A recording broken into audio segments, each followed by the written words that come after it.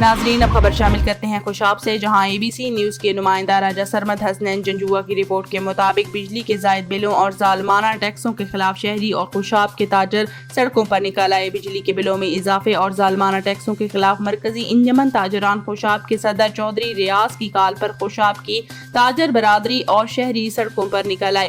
مین بازار سے لے کر چھتری چوک کے مقام تک احتجاج کیا اور نعرے بازی کی۔ مرکزی انجمن تاجران کے صدر چودھری ریاض کا کہنا تھا کہ الیکشن میں جو عوام سے وعدے کیے تھے حکومت ان پر عمل کرے۔ غریب عوام بجلی کے بلوں میں اضافے اور ظالمانہ ٹیکسوں کی وجہ سے شدید مشکلات کا شکار ہو رہے ہیں۔ لوگ خودکشیاں کرنے پر مجبور ہو گئے ہیں۔ حکومت اپنے اخراجات کم کرے اور عوام کو وعدوں کے مطابق ریلیف دے تاکہ عام شہری سکون کی زندگی بسر کر سکے۔ احتجاج میں انجمن تاجران اور شہریوں کی بڑی تعداد شریک ہوئی۔